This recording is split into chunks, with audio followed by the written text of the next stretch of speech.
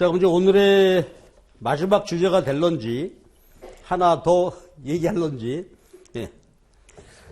자, 여기 한번 보도록 합시다. 장기 생산자 균형의 이동입니다. 내용은 어렵지 않습니다. 앞에서 했던 거 그대로 반복이에요. 그러니까, 아까 얘기했듯이, 생산물 시장에서 가격이 변화할 때 소비자 균형 이동하죠. 그래서 개별 소비자가 효용 극대화 소비가 변화하게 되고, 그로부터 수요 곡선 도출됐다? 여기 똑같은 얘기입니다. 그러면 가격 변화, 여기서는 요소 가격이고 임금입니다. 우리는 노동 경제학이니까 자본시장 관심은 끄고 임금. 그러면 자, 노동과 자본을 투입해서 뭔가 엑스제를 만드는 기업인데, 최초의 등비용선을 이렇게 한번 그려봅시다. 그러면 말해주세요. 등비용선의 기울기, 절대치가, 그쵸? 요거였단 말이에요. 내가 지금 여기 소문자 R이라고 쓰기도 하고 대문자 R이라도 쓰기도 하고 똑같아. 나는 이제 평상시에 소문자 R로 익숙해. 근데 노동책은 또 관행이 되게 보니까 대문자 R로 써놨더라고. 그래서 이렇게 보시면 되는, 똑같이 이자율이에요. 자, 읽어주세요. 그 대신 내가 힌트 하나 드릴게. 이자율은 캐피탈 프라이스, 자본 임대료, 아까 봤었죠? 임금은 노동. 읽기, 어떻게 읽었었죠, 저거? 자본량으로 표시한 노동의 상대 가격이고, 이런 거 중요해요. 아주 제대로 읽어야 돼. 분모분자 헤아려서. 자본량으로 표시한 노동의 상대 가격이라고 읽고, 의미는 뭐였지? 자본량으로 표시한 노동의 기회비용입니다. 예를 들어서 얘가 2다. 그 말은 뭐지? 해석해보면 노동의 가격이 자본 가격의 2배니까 사람을 한 명 투입하게 되면, 물론 이제 대개 보통 할 때는 시간으로 얘기하지만 그냥 쉽게 한 명으로 얘기했어요. 한 명 투입하면 어떻게 된다고? 자본 투입량을 2개를 줄여야 된다 이 소리예요. 기회비용이죠. 노동의 상대 가격은 2, 노동 기회비용이 2다. 그 말은 사람 한 명 추가 투입할 때 그 가격이 자본 2단이다. 의미는 사람 하나 투입할 때 기계 2를 채용할 수 없게 된다. 노동 투입의 기회비용입니다. 근데 저렇게 기울기가 아주 가팔라요. 기울기가 아주 가파르다는 얘기는 뭐지? 얘가 아주 크다. 이게 뭐 한 10 정도 된다. 그러니까 노동 투입의 기회비용이 아주 높은 상태. 즉 임금이 아주 높은 상태입니다. 그때 생산자 균형하겠죠, 기업이.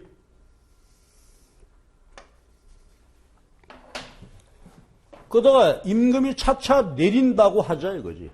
높았던 임금이 차차 내리게 되면, 그쵸?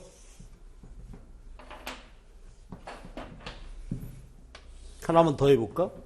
쫙 내려. 그러면 그때마다 기업은, 그쵸? 균형 요소 투입하겠지. 그쵸? 소비 때하고 똑같아. 그래서 임금이 내릴 때, 그쵸? 장기 균형 이동점. 그러면 얘를 소비에 있어서는 쭉 연결해 놓고 얘를 뭐라고 불렀죠? PCC죠. 여기도 마찬가지라고 합시다. PCC. 근데 여기서 이제 P가 임금이 되는 거지. 그러니까 가격 소비 곡선이야. 임금 교용 곡선 뭐 이렇게. 근데 여기 별도로 쓰는 적절한 용어는 잘 안 쓰는 것 같아. 관행적으로. 그냥 PCC. 가격 소비 곡선. 임금이 내릴 때 생산자 균형점의 이동이다. 이렇게 나온단 말이에요. 그리고 이것으로부터 우리는 뭐가 도출돼? 노동이지. 그렇죠? 자, 여기는 어떤 의미였죠? 아까 해석해보면. 임금이 너무 비싸. 그럴 때는 자본만 투입한다 이거죠. 노동 안 하고. 그러니까 임금이 아주 높을 때 이때는 노동 고용이 제로이다가 이제 임금이 차차 내려 이렇게 그러면 고용량이 그래서 연계해 놓으면 이게 뭐예요? 인디비주얼 개별 기업의 그렇죠? 노동 수요 곡선이 된다. 이걸 이제 뒤에서 우리 노동경제학 가면 뒤에서 이게 장기 노동 수요 곡선이 됩니다. 물론 단기 노동 수요 곡선은 조금 달라요. 오늘 거기까지 얘기하기 시간이 안 될 것 같은데 장기 노동 수요 곡선 요겁니다.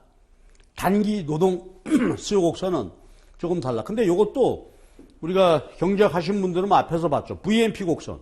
P 곱하기 MP 한 게 단기 수요 곡선이다. 그런 얘기예요. 근데 그건 이제 그때 가서 우리 하기로 하고 요게 장기의 수요 곡선입니다.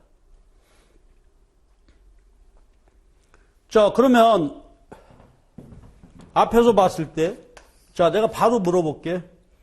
임금이 아주 비쌌을 때 근로자 100명 투입하다가 그쵸? 200명으로 늘렸다. 임금이 내렸다. 요거를 앞에서 무슨 효과라고 불렀지? 소비에 있어서 가격이 내릴 때 수요량이 증가했다. 가격 효과죠. 마이너스 가격 효과. 마이너스 가격 효과. 마이너스 100명입니다. 즉 여기서도 부호는 증가 감소가 아니라 임금과 노동 수요량 변화 방향이죠. 임금 내리자 100명을 늘렸다 이거지. 그러면 기억나요? 소비에 있어서는 두 가지 효과가 합쳐진 거죠. 무슨 효과? 대체 효과와 소득 효과였죠. 두 효과. 자, 똑같은 분석을 우리가 이제 해봐야 되겠다 이거예요. 그러면 그림을 다시 한번 그려놓고 앞에서 했던 것과 같은 얘기를 한번 해봅시다. 최초에 여기서 근로자 100명 근데 임금이 내리자 등병선 기울기가 완만해지게 되고 그렇죠? 고용량이 예를 들어서 아까 200이라고 그러는데 250 뭐 그래 볼까요? 그럼 보세요. 등량선이 최초 여기에서 증가했지. 이때 생산량이 예를 들어서 50개이다가 70개로 이런 식으로 변화했다 이거예요. 그러니까 요소의 가격이 내렸다. 임금이 내려서 그렇죠? 고용량이 증가했단 말이야. 그러면 이때 여기서 여기 증가한 거 150명이 증가했는데 내리자 증가했으니까 150명이 요게 마이너스 가격 효과가 된다.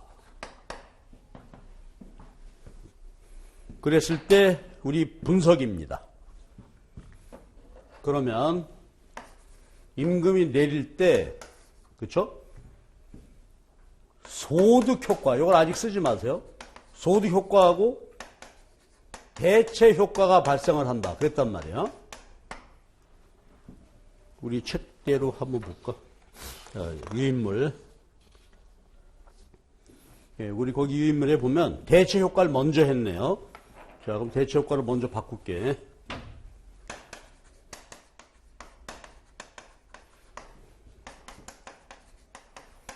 근데 미리 하나 써놓고 갑시다.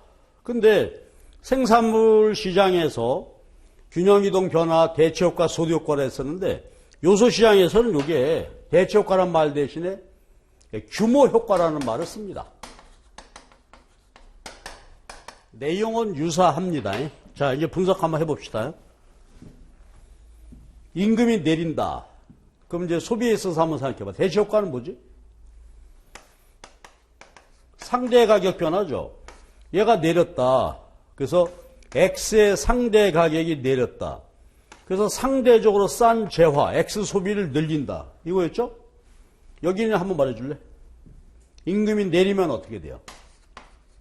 노동의 상대 가격.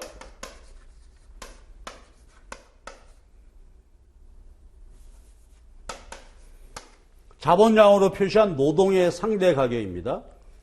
얘가 내려. 그래서 어떻게 돼요? 얘는 그대로 있는데, 그러니까 노동이 상대적으로 싸졌어. 그럼 여기도 정상적인 기업이라면, 앞에서 정상적 소비자, 무차별 곡선 볼록하다. 여기도 볼록하다. 정상적 기업인이라면 노동이 상대적으로 싸졌으니까, 그렇죠? 노동 고용량, 노동 수요를 어떻게 해요? 늘리겠죠. 부호 마이너스 대체 효과가 발생한단 말이야. 그러니까 우리가 사업하는 사람이다 그러면 노동과 자본 투입하는데 임금이 싸졌어. 대체해야 되죠. 싼 노동을 투입하고 상대적으로 비싸진 자본은 해고해야 된단 말이에요. 늘려요. 이게 대체 효과입니다. 그 다음에 여기를 잘 보세요. 여기를 잘 보시면 아까 우리가 그런 얘기인데 내가 사업자금 1억을 가지고서 그렇죠? 1억을 가지고서 지금 생산하고 있는데 임금이 좀 과격하지만 1인당 임금이 100만 원이다가 반으로 50만 원으로 내렸다. 그런 얘기잖아요. 그럼 보세요. 내가 비용 1억을 들여가지고 노동하고 자본하고 투입했는데 노동 투입량을 그대로 한다고 할 때 1인당 임금이 50만 원씩 줄었으니까 어떻게 되는 거예요? 근로자 최초 고용 인원이 100명이다. 그러면 100명 곱하기 50만 원씩 총 지출액이 줄어든 셈이 되는 거죠. 원래대로 100명을 투입했다. 근데 1인당 반으로 줄었다. 그러니까 노동 비용이 반으로 줄어들었겠지. 그러니까 총 비용이 어떻게 돼? 실질적 의미에 내가 투입할 수 있는 총 비용은 증가한 셈이 되는 거죠. 일단 써놓고 봅시다. 그러면 내가 실제 투입 가능한 비용이 증가한 셈이 되죠. 그러면 어떻게 되는 거예요? 자, 당연히 노동은 정상 요소겠죠. 정상 요소라면 어떻게 되는 거예요? 내가 비용이, 노동 임금이 반으로 내리는 바람에 실제로 지출할 수 있는 총 비용이 증가한 셈이 됐다. 그러니까 정상 요소라면 노동을 늘리겠죠. 그렇죠? 그럼 부호가 어떻게 되는 거예요?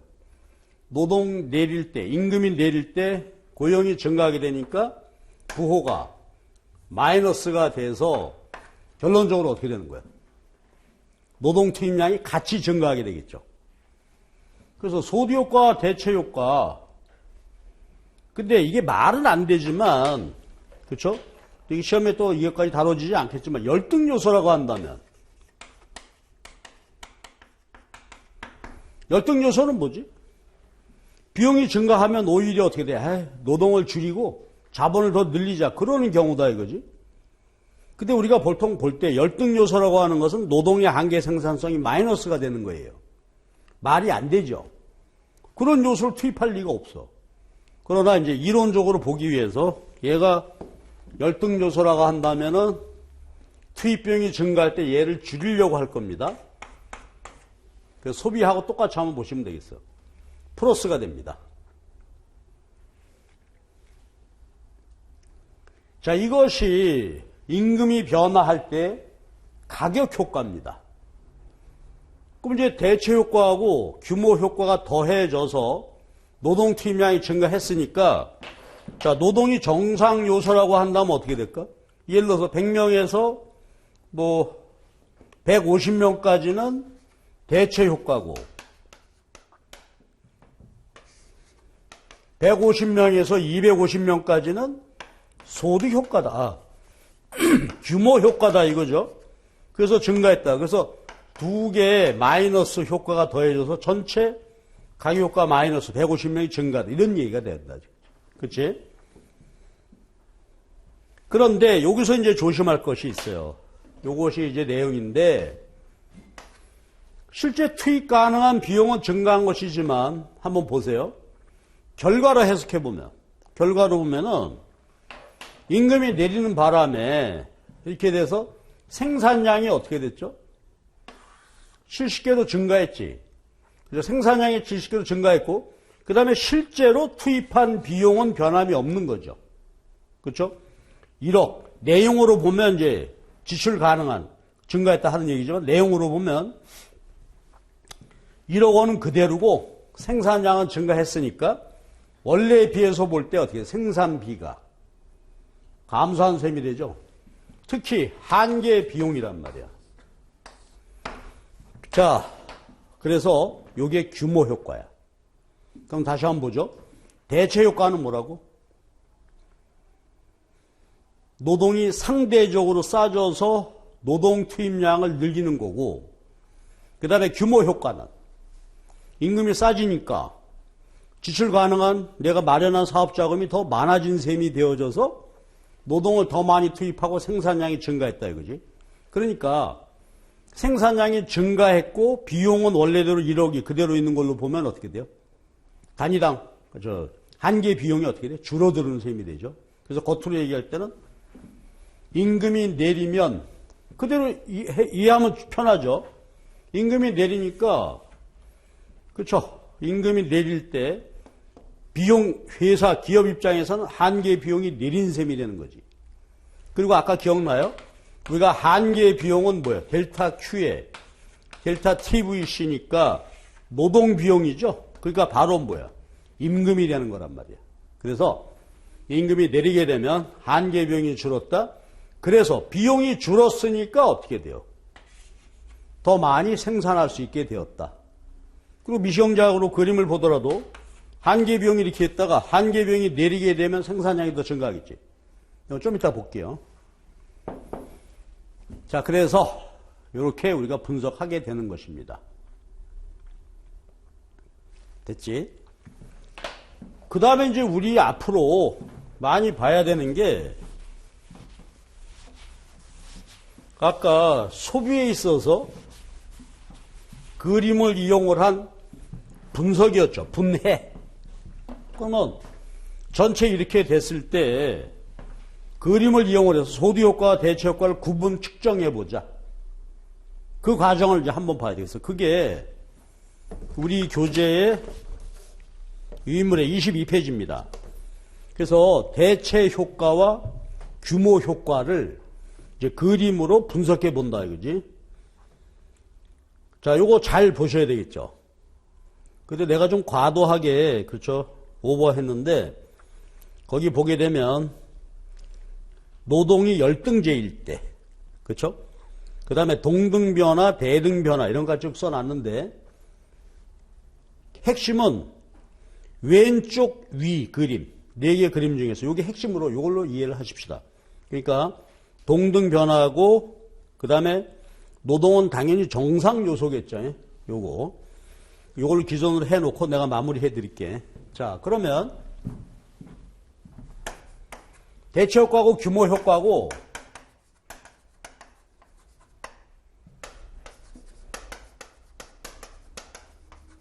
구분하자. 그럼 아까하고 똑같아. 요 그림을 가져다 놓고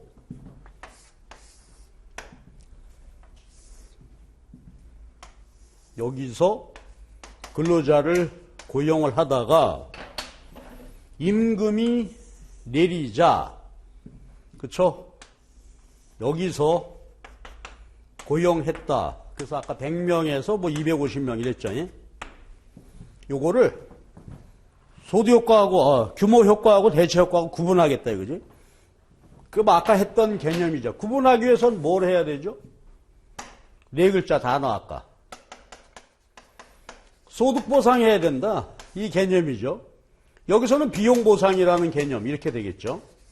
자, 보상하는 게 뭐였지? 소득보상의 낱말의 뜻은 뭐였나? 가격이 내려서 실질소득이 증가할 때 실질소득 증가분을 제거하자. 그 다음 한번 볼래요? 이건 뭐죠? 여기서는 임금이 내려서 그쵸? 실제 지출 가능한 비용이 증가한 셈이 됐는데 요거를 제거해라 이거야. 그래서 임금이 반으로 내려서 내가 비용이 절약되어서 실제 지출할 수 있는 비용이 더 커졌다. 이거를 빼라. 그럼 빼는 방법은 뭐였지? 그렇죠. 등비용선을 원래 등량선까지 평행으로 이동시켜라. 그렇죠. 그러면 이제 비용이 증가했다. 이걸 빼라 하게 되면 비용 변하는 것은 얘가 평행으로 이동하는 거니까. 그래서 이렇게 그려보면 여기가 되어지겠죠. 그러면 요건 L0 프라임이라고 할까요? 요건 뭐예요? 소득 보상. 여기서는 비용 보상했다. 그러면 보상한 나머지는 무슨 효과만 남아? 대체 효과만 남겠지. 대체 효과만 남는단 말이에요. 그래서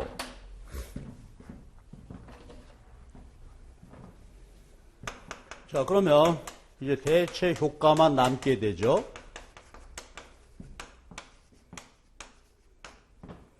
남게 되니까 그림으로 보면 등병선의 기울기가 완만해졌다. 그렇죠?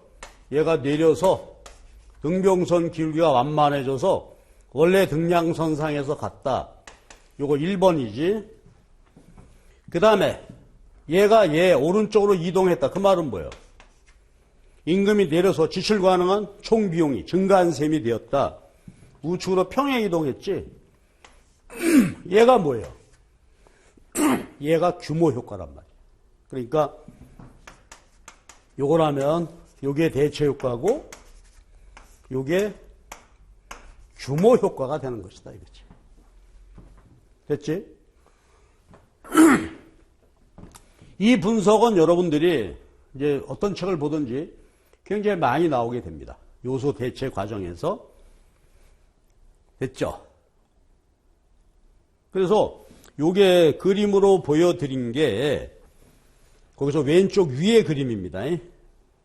그런데요.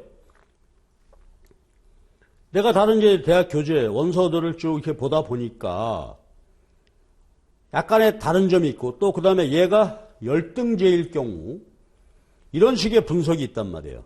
자, 그럼 먼저 왼쪽 위아래 두 개 봐주세요. 위에 옆에다가 동등변화 해놨죠. 밑에는 임금이 내리는데 대등변화라고 했어. 혹시 이거 경제학과시니까 학교에서 배운 적 있었어요? 보통 이제 학부 수준에서는 안 하는데 이런 게 있어요. 그럼 요거 내가 설명드릴게. 보세요. 지금 소득보상, 임금이 변화할 때 요거 보상을 하는데 요건 소비에 있어서도 마찬가지야. 근데 우리가 노동경제학에서 이제 소비는 아니고 요걸로 하니까 요걸로 내가 설명드릴게요. 그런데 보상하는 방법이 두 가지예요. 즉, 임금이 내려서 실제 비용이 변화했다? 그거를 제거해야 된다. 그런데 그 방법이 지금 얘기하는 게 동등변화야. 동등변화는 어떻게 된다고? 원래 등량선까지 이렇게 이게 동등변화로 분석하는 거고. 자, 그 다음에요. 대등변화라는 게 있어요. 대등변화는 뭐냐면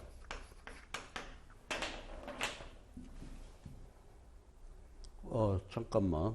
네. 동등변화는 뭐냐면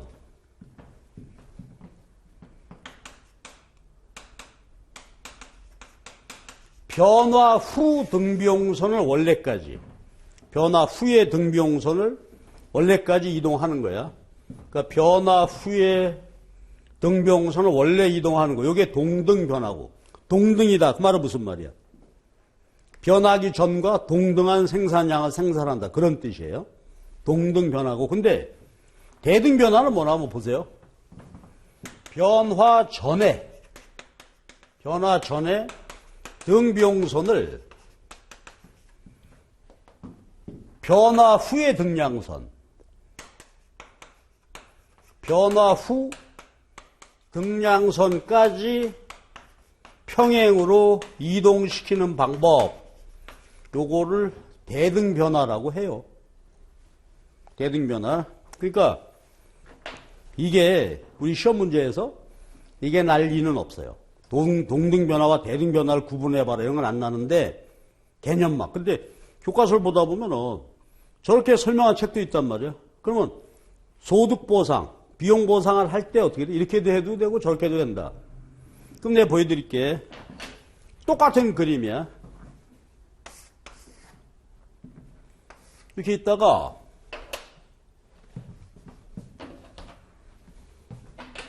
자, 그럼 이제 최초에 똑같은 점입니다. 여기서 소비했다고 합시다. L0. 그러다가 예산선이 변화해서, 등비용선이 변화해서, 그쵸? 균형 생산점이 여기로 이렇게 바뀌었어요. 그러면 최초에 여기서 균형 생산하다가 이렇게 바뀌었다.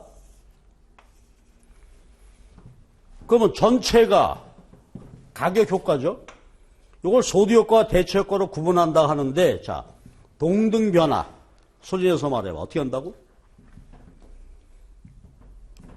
내렸죠? 변화 후의 등비용선을 원래 등량선까지 평행으로 이동시킨다. 그래서 대체 효과, 소득 효과, 대체 효과, 규모 효과 분석한다. 그런 얘기인데, 요건 어떻게 한다고? 변화 전의 등비용선을 변화 후의 등량선으로 이동시킨다 이 말이야. 그 말은 보세요. 예지. 변화 전의 등비용선을 변화 후의 등비용선으로 평행 이동시켜. 그러니까 그림으로 보면 이렇게, 그렇죠? 이동시켰다 이거지. 그래서 분석할 때 여기서 여기가 규모 효과가 되고 변화 후 등량선에서 기울기가 바뀌었죠. 내렸다. 그래서 요거 온 게 요게 대체 효과고 요게 규모 효과라고 이런 식으로 분석하는 것이다. 이거예요. 근데 책에 보니까 이렇게 분석해 놓은 책도 있어요. 그러니까 이거를 어떻게 돼? 동등 변화냐 대등 변화냐 분석의 차이점이고 개념은 똑같은 것이다. 그렇죠? 그래서 상대 가격이 바뀌어서 변화했냐, 그렇죠? 실제 비용 변화, 한계 비용이 변화해서 변화한 것이냐, 이렇게 분석인데 이렇게, 그렇죠? 분석 방법만 다른 거죠. 그러니까 원래 등량선에서 상대 가격 변화해서 변화했냐, 변화 후 등량선에서 상대 가격이 변화해서 변화했냐, 그렇지? 이런 얘기죠. 그러면 단위원이 어떻게 될까? 측정해 보면은 여기서의 대체 효과, 규모 효과와 여기서의 대체 효과, 규모 효과의 크기는 단위원이 어때요? 다르겠지. 그 크기는 달라지지만, 근데 경제학과 이 교수님들 분석에 의하면 그 크기는 무시해도 좋다. 그 편차는. 그러니까 어느 쪽으로 해나, 그렇죠? 좋다. 그래서 우리가 근데 통상 이제 하는 것은 어떤 변화로? 다 동등 변화로 분석하는 것이 일반적이다. 그게 편해. 왜냐하면 변화 후 원래였다면 이게 이제 논리적으로 좀 자연스럽죠. 이게 그거니까 여기선 여러분들이 이제 어떻게 한다고요? 그래, 똑같은 얘기인데 분석 방법이 다를 뿐이다. 그리고 동등변화, 대등변화 혹시 책을 읽을 때 이런 말이 나오면 이렇게 이해하자 하는 얘기고, 그 다음에 또 얘기인즉슨 이런 게 있어요.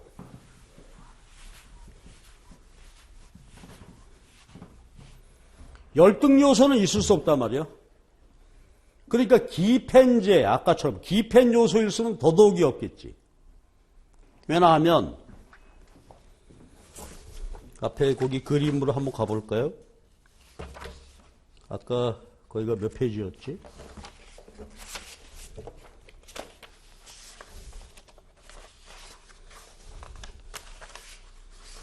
예, 우리 유인물로 12페이지입니다. 자, 12페이지 그거를 보시면 열등제, 가운데 그림이죠. 기센제는 뭐죠? 아예 소비 효과가 뒤집어가지고 어떻게 돼요? 가격이 내렸는데 소비량이 줄어드는 거지. 노동의 경우에 임금이 내렸는데 아예 노동 투입량을 줄이는 X가 열등제가 돼. 그런 경우는 더더욱이 어떻게 돼요? 있을 수가 없을 거란 말이야. 열등제도 없으니까 열등요소, 기센제도 없을 텐데 다만 그림으로만 내가 보여줄게. 이건 그리지도 말고.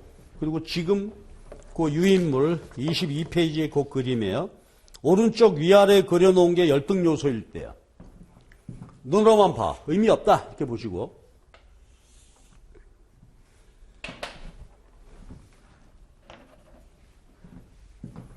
내렸어요. 그런데 자 봐봐. 이렇게 됐다고. 최초 고용량이 여긴데 임금이 내린 후 L1으로 고용량이 이렇게 바뀌었다 이거야. 자, 소득 그 다음에 규모 효과, 대체 효과, 규모 효과 분석하기 위해서 소득 보상해야 된다. 어떻게 하면 된다고? 변화 후의 예산선을 원래 등량선까지 이동시켜라. 그래서 접선을 찾아봤더니 접점이 여기더라 이거예요. 그러면 여기서 여기로 간 건 뭐죠? 요거 대체 효과지. 상대적으로 임금이 싸져서 노동 투입량을 늘렸다. 근데 이거 아주 재밌게도 말이에요. 이렇게 보시면 자, 요소 가격 임금이 내려서 지출 가능한 총비용이 실질적으로 증가했다. 그랬더니 노동 투입량이 오히려 줄었다는 얘기지. 그 이게 뭐예요? 노동이 열등 요소일 때다 이거야. 그러니까 요거는 열등한 요소, 즉 비용이 증가했는데 오히려 노동 투입량을 줄였다. 그러니까 이것의 의미는 뭐겠어요? 비용이 넉넉하면 사람 안 쓰고 전부 기계로 받고 싶었다. 그런 얘기죠. 그래서 이거 열등 요소가 됐다. 그래서 이렇게 되어집니다. 근데 그렇더라도 열등 요소의 경우라도 임금이 내렸을 때 노동의 고용량, 수요량은 어떻게 됐어요? 증가하게 되지. 그러니까 아까 생산물 소비에 있어서 열등제의 경우는 가격이 내릴 때 수요량이 증가하는 거하고 똑같죠. 개념이. 그래서 열등 요소라고 할지라도 하게 된다. 근데 이제 기센이라면 아까 봤던 대로 기센이라면 얘가 넘어갔죠. 뒤집어져서 임금이 내렸는데 오히려 줄어들었다. 이런 일은 절대로 있을 수 없어요. 그치? 예. 그래서 요거고. 근데 그걸 또, 그쵸? 대등 변화로 그려놨으니까 요거 무시해도 좋고. 그래서 여기까지입니다. 그래서 이게 장기의, 그쵸? 균형 변화. 여기까지 예, 제가 설명을 드렸어요. 그러면 이제 장기 균형 과정을 통해서 장기 비용 도출됐고, 그 다음에 임금 변화할 때 고용이 어떻게 될 것이냐. 여기까지 제가 설명을 드렸어요. 그러면 시간이 많이 남지 않아서 좀 더 많은 얘기는 추가할 수 없겠고, 꼭 필요한, 그죠? 경제학적인 개념 하나가 있죠? 그게 이어서 한번 봐주세요. 네 번째 주제입니다. 이제 앞에서 소비자, 공급자 쭉 했고, 예, 진짜로 요거 하나만 더 추가하고 오늘 수업 마칠게. 요거. 그럼 유인물로 23페이지 되겠죠? 예? 야, 요건 여러분 다 잘 아는 거예요. 너무나 우리가 잘 알고 있는 내용이에요. 생산물 시장에 대한 분석입니다.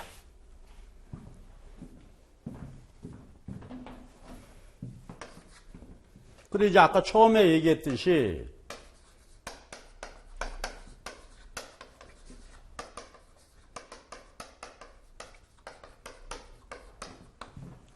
이제 현실의 시장은, 그렇죠? 현실의 시장은 생산물 시장의 경우에 완전 경쟁, 독점적 경쟁, 과점이 있는데 독점적 경쟁이나 독점, 과점은 묶어서 불완전 경쟁 시장, 그리고 완전 경쟁 시장 이렇게 나눠서 보도록 하십시다. 그런데 우리가 요소 시장 분석에 있어서는 거의 대부분이 다 뭐야? 생산물 시장이 완전 경쟁이라고 해놓고 분석하는 것이 일반적입니다. 물론 생산물 시장이 독점이다. 그렇게 해도 되죠. 근데 그건 우리가 알 수 있는 얘기인데 그건 이제 나중에 본 수업이 진행이 될 때 그건 뭐 간단하게 보면 되겠죠. 독점 균형. 여기서는 완전 경쟁, 요 시장에 대한 특징만 한번 놓고 보도록 하십시다. 그러니까 앞으로 우리가 노동 경제학하면서 분석을 할 때 노동 시장도 완전 경쟁이고 생산물 시장도 완전 경쟁인 경우다. 이게 분석할 거예요. 그래서 이제 본격적으로 노동 시장 분석하기 전에 완전 경쟁 생산물 시장에 대한 복습입니다. 요거 뭐 여러분 다 잘 알고 있는 내용이죠. 예? 근데 여기서도 이제 아주 중요한 개념들이 있어요. 자, 이제 개념은 그거예요. 처음으로 돌아가서 공급자를 분석을 하는데 공급자의 목적은 뭐죠? 제약 조건. 제약 조건이 비용이야. 비용 하에서 어떻게 된다고? 이윤 극대화. 이윤을 극대화할 수 있는 생산량을 결정하자 이거지. 그러니까 주어진 비용 함수 하에서 이윤 극대화 생산하기. 그리고 이제 이것으로부터 이제 어떻게 돼? 비로소 개별 기업에 공급 곡선이 도출되죠.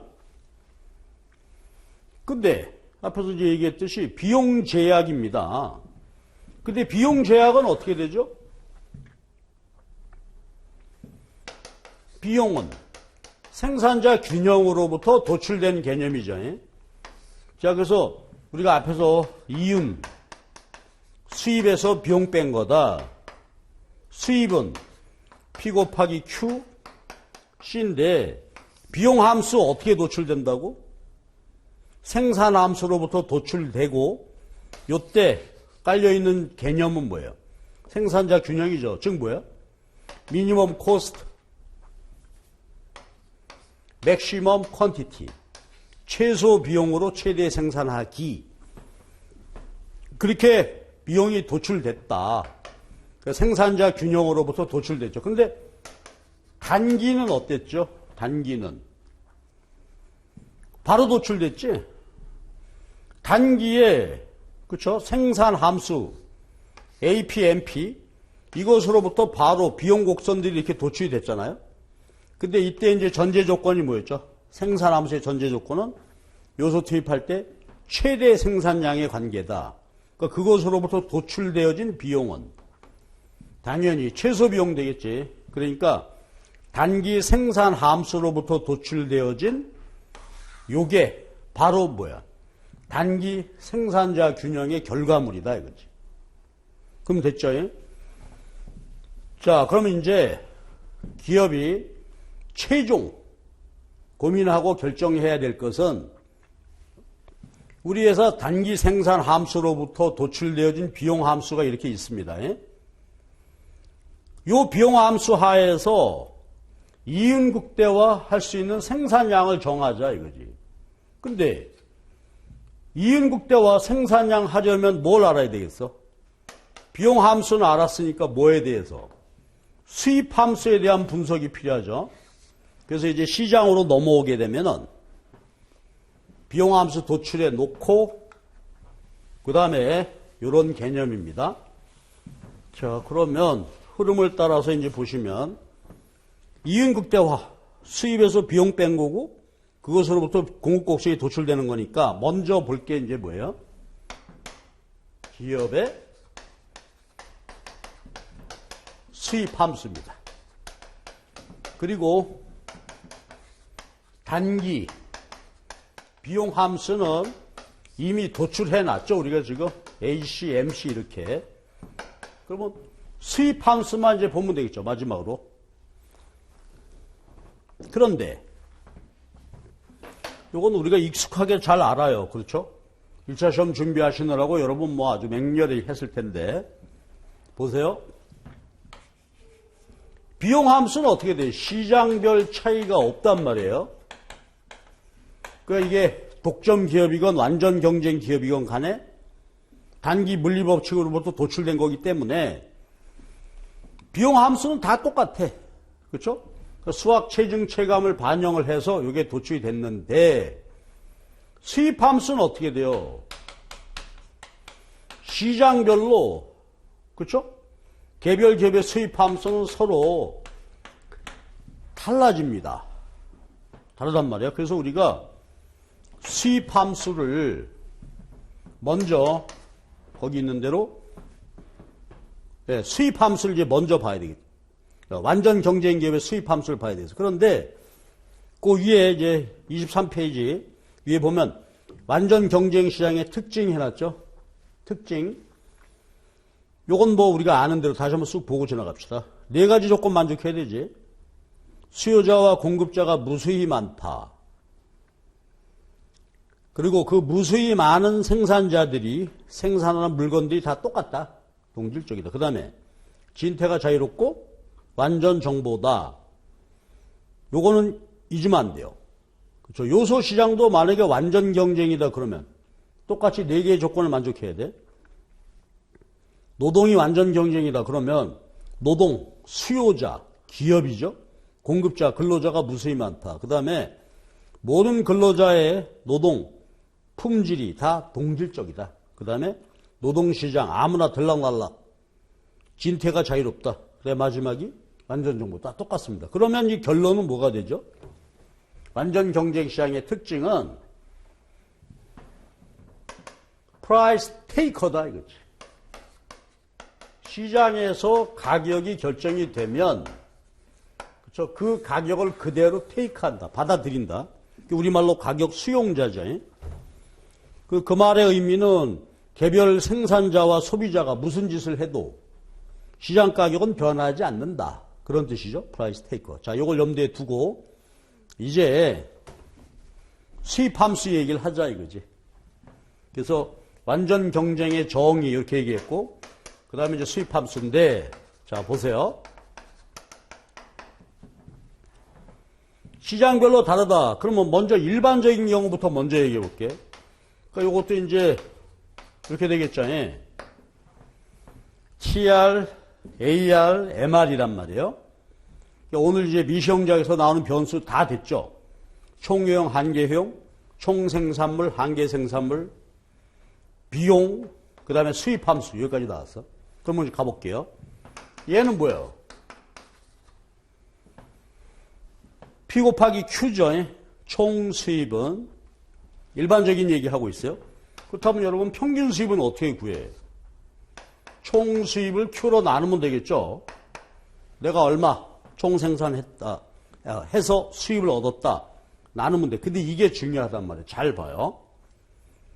이거 Q로 나누면 되는데 총 수입을 어떻게 구해? 나누죠. 그러면 어떻게 돼요? 그러니까 자, 잘 봐봐. 내가 이런 걸 썼는데 A자 뒤집어 놓은 거예요. all market, all market, MKT, market. 즉 얘가 완전 경쟁이든 독점이건 과점이건 어떻든지 간에 시장과 관계없이 어떤 개별 기업의 평균 수입은 뭐다? 가격이 된단 말이에요. 가격이 돼. 그래서 여러분 기억나요? 1차 시험 공부하실 때 어느 경우에나 개별 기업이 받은 평균 수입이 바로 가격과 일치하기 때문에 이런 거 기억납니까? 어느 개별 기업의 평균 수익 곡선은 그 기업의 수요 곡선이다. 그치? 이거 기억나시죠? 그 말은 뭐냐면 시장 형태와 관계없어요. 어느 회사 사장님이 하루 장사를 했는데 몇 개 팔았어. 그래가지고 집에 돌아와가지고 아까 만두가게 한다고 그랬는데 만두가게 차려가지고 며칠 장사를 하면서 평균 수입을 구해봤다 이 말이야. 근데 100개 팔은 날은 평균 수입이 2,500원이고 200개 팔았던 날은 단위당 수입, 평균 수입이 2,000원이더라. 그러면 내 질문이야. 그러면 어느 기업이 몇 개 팔았을 때 평균 수입이 2,500원, 2,000원이라는 말은 바로 뭐야? 평균 수입이 뭐가 된다고? 그날 받은 가격이 되겠죠. 그러니까 100개 팔았던 날은 뭐야? 2,500원 받고 팔아서 평균 수입이 2,500원 된 것이고 200개 팔았던 날은 2,000원씩 받고 팔았다는 얘기지. 그러니까 평균 수입이 가격이란 말이야. 따라서 이게 어느 기업의 평균 수익 곡선이라면 이게 기업의 수요 곡선이다. 그런 말이 됩니다. 그러면 여러분 봐봐. 우리가 보통 수요 곡선이다 하게 되면 누구의 수요 곡선이야? 소비자의 수요 곡선이죠. 소비자 거란 말이야. 근데 이건 기업의 수요 곡선이에요. 그럼 의미를 한번 생각해 보면 기업의 수요 곡선이다. 낱말의 뜻은 뭐겠어? 내 손님이다 이거지. 나는 얼마나 고객을 확보하고 있느냐 그런 뜻이 된단 말이에요. 그러니까 내가 평균 수입 2,500원 100개 팔았을 때 그 말은 내가 만든 물건 값을 2,500원 받으면 어떻게 된다? 100개가 팔리더라. 2,000원을 받는다면 200명이 사가더라. 그러니까 가격을 정했을 때 내 손님 몇 명이 있다. 몇 개 팔 수 있다. 그래서 이게 뭐예요? 개별 기업의 수요 곡선이라는 거예요. 그러니까 예를 들어서 어떤 연예인이 가수가 그렇죠? 가수가 내 음반을 2,500원 하면은 그렇죠? 100만 명이 사가고 밀리언셀러가 되고 2,000원으로 매기면 200만 명한테 팔 수 있다. 내 팬이 그렇게 있다는 얘기지. 그래서 평균 수익 곡선은 이 가격일 때 이만큼 사가는 고객이 있다. 그러니까 이게 기업의 수요 곡선이 되는 거예요.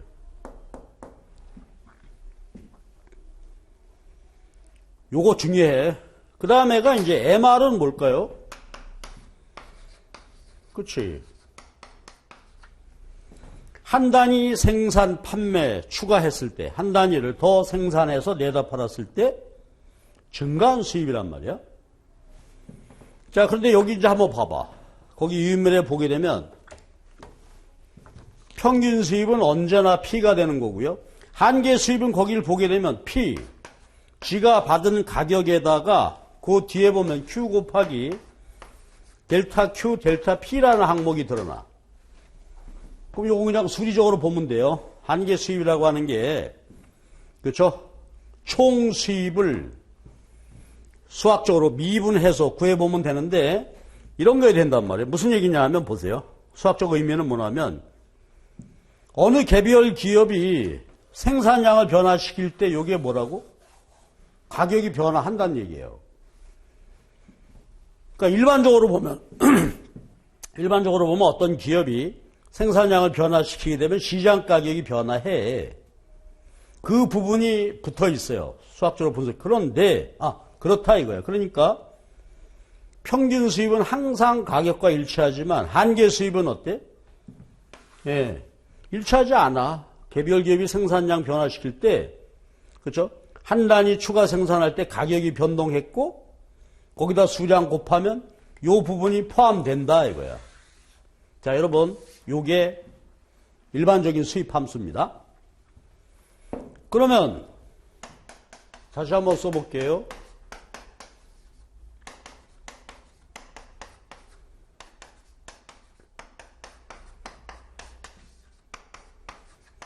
이건데 완전 경쟁 기업의 경우를 볼게요. 근데 아까 여기서 정리된 걸 보면 완전 경쟁 기업은 어떻다고? 프라이스 테이커란 말이에요. 무수히 많은 기업이고 똑같은 물건 팔고 하게 되니까 개별 기업이 생산량 늘리고 줄이고 해도 변하지가 않는다는 얘기야. 그래서 이제 경제학적으로 보게 되면 이래요. 이제 경제학적인 정의는 이렇습니다. 자, 여기가 지금 종로인데 만두가게다 그러면 품질 다 똑같고 맛도 다 똑같고 그런 만두가게가 미니멈 50개야. 마켓쉐어가 2% 이상이 안 되는 시장이 그러니까 2%가 안 되니까 뭐예요? 가게가 만두가게가 50개가 있다 이거예요. 이 종로, 종각, 사거리 여기에 50개가 있어. 그러니까 개별 기업이 생산량을 아무리 변화시켜도 어떻다고? 가격이 변하지 않아. 이걸 내가 그림으로 보여드릴게. 그러면 보세요.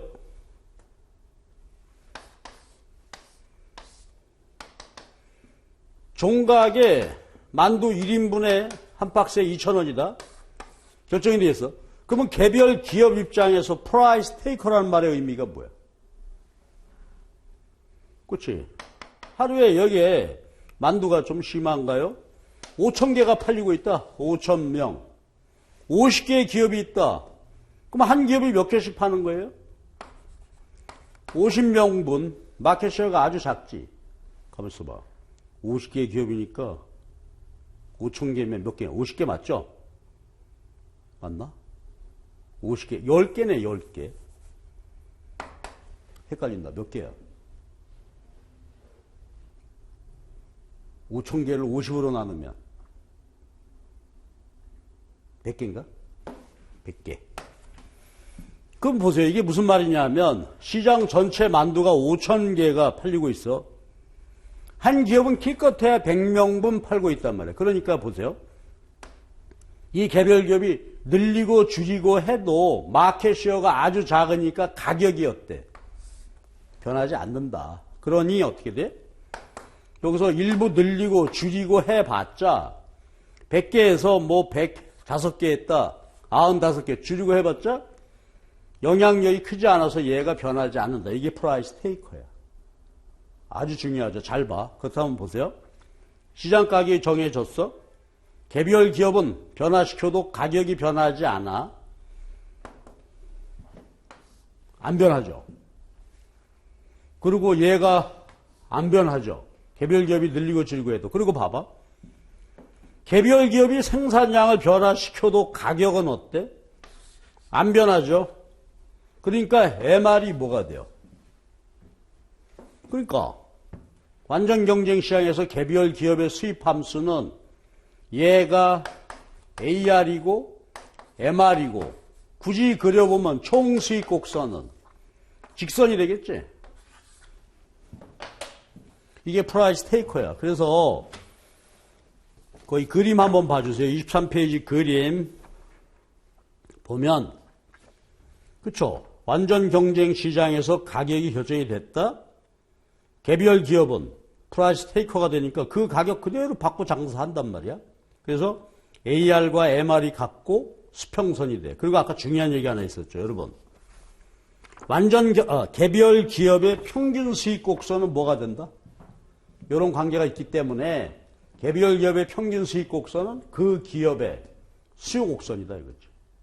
그렇지? 기업의 수요 곡선이야. 그러니까 완전 경쟁 경우에는 거기 있듯이 현재 가격에서 수평선 AR이고 그게 뭐가 된다고? 기업의 수요 곡선. 기업의 수요 곡선. 그리고 수요 곡선이 수평선이니까 탄력도는 무한대가 된단 말이야. 그래서 완전 경쟁 경우에는 이렇습니다. 그러니까 봐봐요. 이게 이런 얘기야. 이건 시장 전체 수요 곡선이고 마켓 전체 시장 수요 곡선이고 요거는 뭐야? 요건 소비자의 수요 곡선이죠. 그러니까 인디비주얼 개별 소비자의 수요 곡선을 수평합한 것이고 요거는 개별 기업의 수요 곡선이다 이거지. 다른 개념이죠. 기업의 수요 곡선 얘가 수평선이니까 개별 기업 수요 탄력도는 무한대가 되는 거죠. 기울기가 제로가 되니까. 이게 아주 기억해야 될 중요한 이야기입니다. 그러니까 우리가 요소시장, 노동시장 앞으로 분석을 할 때 전부 이걸 전제로 해놓고 분석하는 거예요. 그렇죠? 가격이 AR이고 일정 불변이다. 이렇게. 그러면 자 이제 오늘 결론 내리고자 합니다.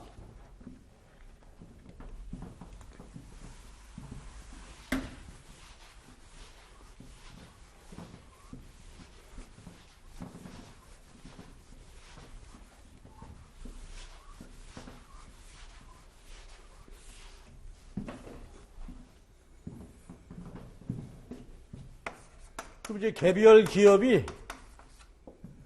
그쵸, 단기에 균형한다. 그 말은 뭐죠? 단기에 이윤 극대화를 이루고 있다. 그리고 그것으로부터 개별 기업의 단기 공급 곡선이 도출된다 이거예요. 요거는 우리가 1차 시험 준비하기 위해서 여러분 정말 맹렬하게 공부했던 내용이 되겠죠. 그러면 먼저 개별 기업이 이윤 극대화한다고, 그럼 이거 잠깐만 수리적으로 한번 볼게요. 이윤이라고 하는 것은 뭐지? 수입에서 비용을 뺀 것입니다. 그럼 여러 가지로 설명할 수 있겠지만 직관적으로 보통 이제 경제학에서 이윤 극대화 조건입니다. 근데 이윤이라고 하는 것이 수입에서 비용을 뺀 것이다. 그러면 보세요. 우리가 이제 수학적인 개념 조금만 한번 해보면 아까도 살짝 나왔던 얘기인데 X, Y가 이렇게 있는데, 그쵸? 독립변수, 종속변수 관계인데 출렁출렁 하겠지. 이랬을 때 극대화, 극치, 찾기. 그럼 얘가 극소가 됐건 극대가 됐건 이 변수하고 이런 관계가 있을 때 극대 극소점에서 특징은 뭐가 돼? 미분값이 제로가 되는 거죠. 그러니까 y = fx라고 했을 때 여기 헷갈리니까 그럼 요거 쓰지 말고, 그렇죠? f'입니다. 델타 x, 델타 y. 그러면 그림을 그렸을 때 요거는 기울기였잖아요. 기울기가 얼마일 때? 제로일 때가 극대이거나 극소가 되는 거예요. 그런데 여기는 지금 뭐나 하면 이게 Q입니다. 그리고 Q에 의해서 수익과 비용이 결정이 되는 건데 뺀 게 여기가 이윤이야. 그러면 이윤 극대화, 생산점을 찾는다. 아이디어는 뭐지? 요 이윤 함수를 어떻게 돼요? 미분한 거지. 델타 Q, 델타 파이, 미분값이 제로가 되는 겁니다. 그러면 수학적으로 복잡하게 가지 말고 이윤 극대화되는 지점이 Q와 이윤을 이렇게 그림으로 그려봤을 때 그 기울기가 제로가 되는 점이다. 근데 기울기는 어떻게 구한다고? 이윤 함수 미분해라 이거예요. 그럼 이제 간단하게 정리됐죠. 그러면 이윤 극대화 하려면 조건 어떻게 돼? 얘를 미분해라 이거야. 그러면 얘를 미분했다. 그 말은 뭐죠?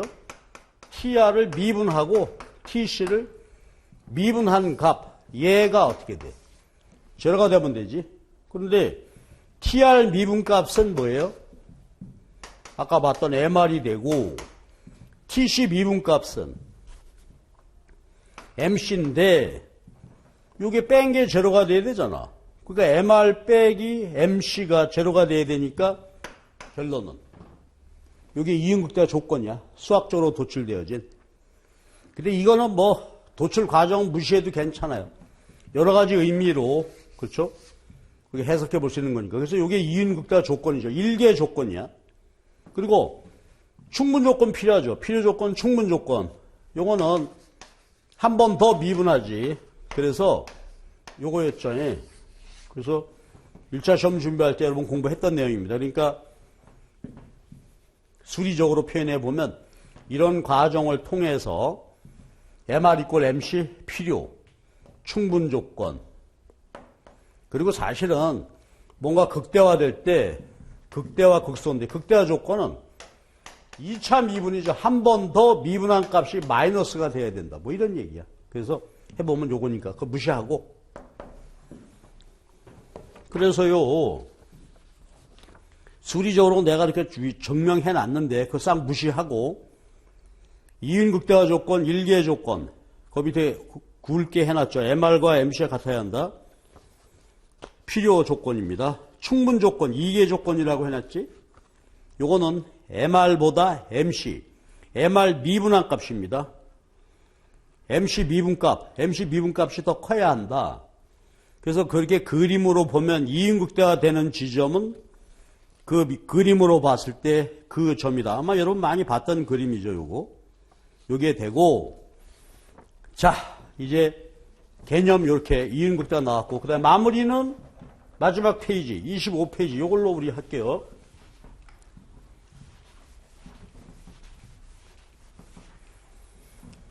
그럼 요 내용을 그림으로 내가 그려보면 이거야말로 정말 많이 봤던 그림이죠.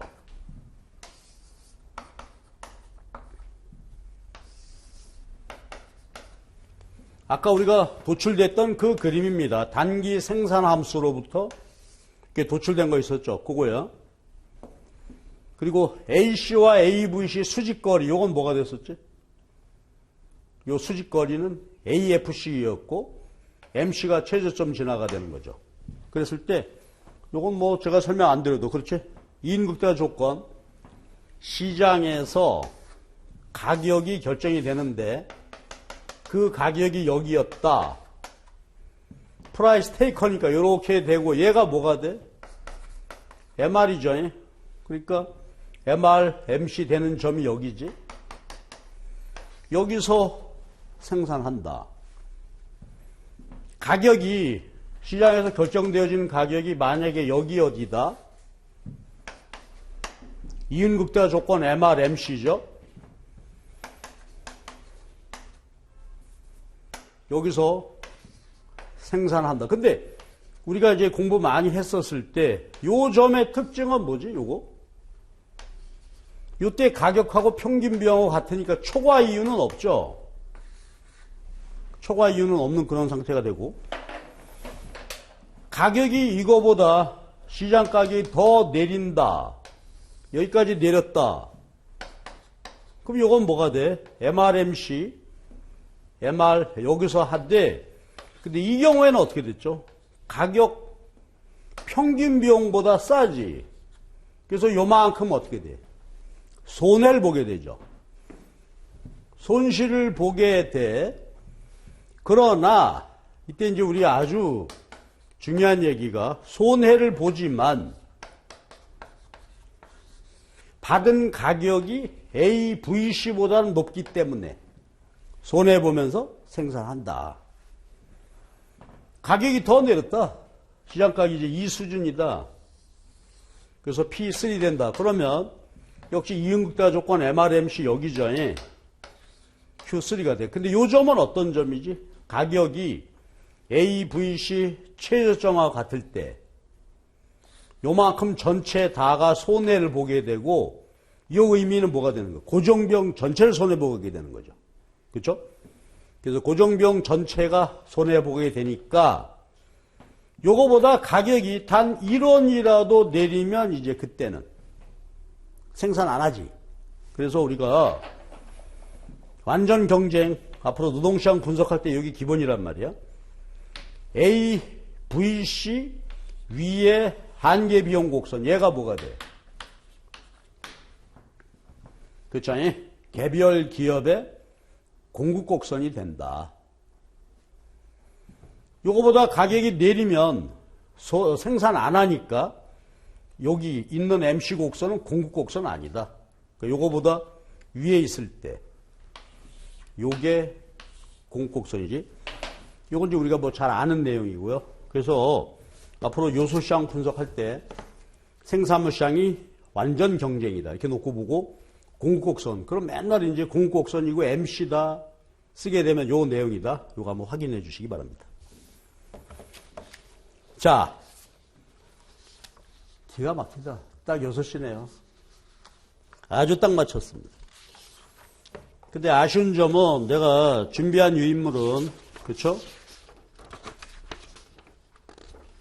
예. 요 뒤에 완전 경쟁 노동시장. 요것도 경제 원론 하면서 여러분들 사실 다 했던 내용이에요. 완전 경쟁 노동시장. 노동시장에서도 개별 기업은 이윤 극대화하려고 한다. 그래서 그 요소 고용의 이윤 극대화 조건, MFC, MRP 하는 그런 내용을 쭉 해놨는데 시간이 부족을 해서 요거는 강의에서는 스킵하겠습니다. 그 대신 여러분들이 1차 그렇죠? 경제학 공부하는 데서 다 다뤘던 내용이란 말이야. 그러니까 여기까지는 복습한다는 기분으로 한번 쭉 봐주시기 바랍니다. 그러면 이제 우리 노동경제학의 시작은 어디서부터 시작할까요? 그렇죠? 여기서부터 시작하는 거야. 그래서 노동경제학은 일단 여러분들이 이제 1차 그 경제학을 잘 충분히 공부하셨다는 전제하에서 시작이니까 오늘 다뤘던 내용이 노동경제학의 출발이 되는 거죠. 그 대신 앞에 부분은 어떻게 돼? 이제 여러분 다 아시죠? 하고 쭉 지나갈 거고, 그 다음에 이제 생산물 시장, 그 다음에 요소 시장 여기서부터 시작이 되는데, 우리가 이제 일순환 다시 시작을 하게 되면 경제 이론 앞에 부분부터 빨리라도 한번 보고 그렇게 시작을 하도록 하겠습니다. 자, 그런데 제 부탁은 이렇습니다. 노동경제학은 완벽하게 미시경제학이에요. 근데 우리가 배우는 미시경제학 다뤘던 거에 보면 후생경제하고 시장 실패, 그러니까 외부 효과이라든지 공해, 공공재 이런 문제는 빠진단 말이에요. 근데 물론 이제 개념은 섞여 있을 수 있지만 이건 빠지고 앞에서부터 시작해서 수요 공급의 균형, 탄력도, 도출, 생산함수, 비용함수, 시장이론 쭉 가게 되고요. 그 대신 이제 과점시장이나 이런 데서 뭐 게임 이론이나 이런 건 다루지 않게 되겠죠. 그래서 오늘 다룬 게 이제 경제학, 미시경제학 전체 다를 봤다고 해도 과언이 아니잖아요, 지금. 이 전체가 우리가 노동경제학을 위한 기초경제학이야. 그래서 여러분들이 일순환 시작되기 전에 빨리 하여튼 이 부분을 완벽하게 정리가 돼야 돼요. 그래야 이거 안다는 전자하에서 그 다음에 노동시장의 분석에 몰두할 수 있겠죠. 그때 가서 뭐 다시 MC 곡선이 공급 곡선입니다. 이런 얘기할 시간적 여유가 없을 거란 말이에요. 그러니까 이것만 잘 정리해달라. 그러면 실제로 어려울 게 없어요. 실제 분석은 이제 잡다하게 이제 현실 분석하겠죠. 뭐 보조금을 주면 어떻게 되겠냐, 최저임금제 시행하면 어떻게 될까. 그러니까 사례별로 쭉 연구해 가면 되는 거란 말이에요. 그러니까 경제학이 오늘 배운 정도만 정리가 돼 있다면 즐겁게 할 수 있어요. 그리고 많이 벗어나는 것도 아니란 말이에요. 반복해서 나오게 돼. 어떤 강사님은 그런 말 하죠. 8년 주기다. 8년에 한 번씩 문제가 돌아가면서 나오고 있다. 그런 얘기도 하더니까. 그 얘기는 뭐냐면 기출문제 안에서 또 나온다는 거예요. 그렇죠? 만약에 기출문제가 벗어난 문제가 나왔다 하게 되면 어떻게? 우리 모두는 다 못 쓰는 거예요, 그거는. 그렇겠죠. 그래도 그런 문제는 어떻게 돼? 기분 좋아요. 어차피 기출문제 한 번도 안 나, 과거 20년 다 볼 건데. 안 났다고? 그럼 누구도 준비 안 했겠구나. 기쁜 마음으로 틀리면 돼, 그거는. 그러니까 공부하는데 요령은 모든 시험에 다 마찬가지죠. 기출문제에 완벽 대비하면 돼요. 그거에 대해서 완벽하게 이해하고, 우린 특히 이제 서술 문제니까, 근데 서술 문제니까 어때? 똑같이 내용을 세도요, 쓰는 게 달라. 보면 알잖아. 그렇지? 여러분 연애 편지 주고받고 해봤나요? 어떤 놈은 잘 써. 사랑해 하는 말을 아주 묘하게 쓰기도 하고, 그렇죠? 표현은 다 다르단 말이야. 객관적인 사실 얘기할 때. 그러니까 그 서술한다는 거하고 안다는 것도 다른 문제. 그건 연습이 필요하고. 그리고 중요한 게 뭐냐면 그림 같은 거. 그림을 보여줘야 돼요. 그렇죠? 그림 안 그리면 그 공간을 다 뭘로 채울 거야? 그림 그려놓고 그림을 분석해 가면서 쭉 해보게 되면 아름답죠, 그게. 그리고 가능하면 글씨 연습을 좀 잘 해야 되고. 똑같은 내용 썼더라도 글씨가 이뻐야. 근데 글씨를 잘 못 알아봐가지고 그냥 찡그리면서 이게 뭔 소리야. 감점이죠. 네, 그러니까 글씨 잘 쓰고, 그 다음에 내용을 잘 요약할 수 있고. 그래서 지금부터는 모든 노동경제학 관련 주제, 보통 이제 다른 분들 보게 되면 150제, 200제 이렇게 나와 있잖아. 그 200제 주제에 대해서 뭐예요? 써야 되죠. 스트레이트로. 받자마자. 쓰는 연습은 별도로 해야 되고, 그 대신 쓸라도 뭐 이론을 알아야 되겠죠.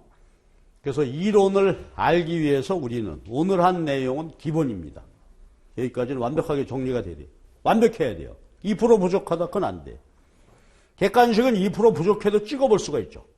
1차 시험 문제. 그런데 2% 부족하면 서술형 문제는 답안을 쓸 수가 없어요. 그럼 그거는 뭐 용어를 부적절하게 쓴다든지 개념 정의를 잘못한다든지 그럼 그건 점수 득점할 수 없죠. 자, 즐거운 마음으로 하면 될 것 같습니다. 노동경제학. 이제 선택하는 분들은 많지 않지만 경제학 전공자들 과감하게 선택하십시오. 그러면 분석해야 될 주제가 딱 정해져 있어. 그 안에서 공부하시면 되니까. 그래서 오늘 노동경제학에 필요한 기초경제학 좀 말씀드렸는데 자, 요거 필요한 만큼 제가 충분히 말씀드린 것 같아요. 요거 복습 열심히 하시고 그리고 일순환일 때 한번 봅시다. 예, 오늘 고생들 아주 많이 했습니다. 수고하셨습니다.